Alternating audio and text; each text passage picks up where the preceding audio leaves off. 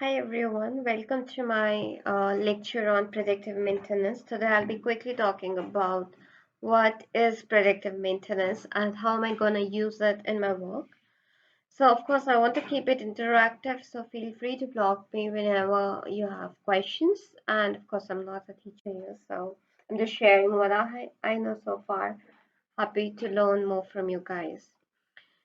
All right, so to the next one, let's talk here. What is predictive maintenance? So in this, ideally, predictive maintenance as a word means you want to predict when you want to do the maintenance. So maintenance is done for the equipments on a plant or site or any unit that is doing any manufacturing or processing or things. In this context, we'll talk about predictive maintenance as a data-driven approach to support equipment life. To prevent accidents, we can do proactive maintenance because we can predict how the equipment would behave.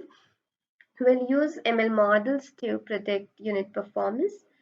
Can you also use sensor bias prediction? And then based on that, of course, by using historical performance, we can plan and understand the key variables that are impacting different units.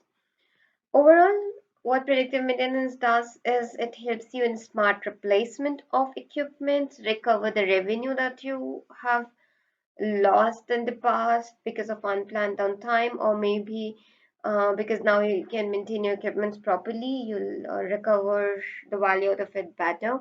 You can also update asset availability.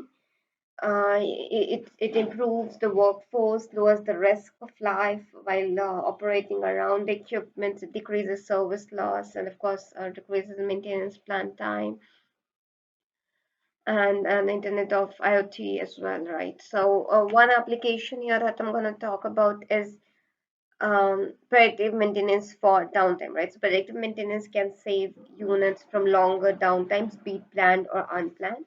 What are the impacts of downtime? So, of course, downtime being like a unit that is meant to produce is not producing for one or the other reason.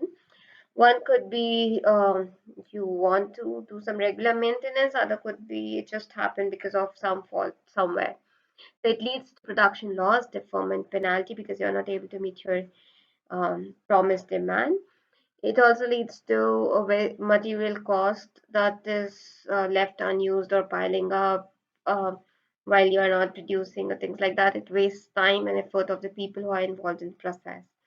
We can work on predictive maintenance, work with predictive maintenance, and improve these things by reducing unplanned downtime, optimizing planned shutdowns, and reduce the impact of downtime on material, efforts, penalty, and all that.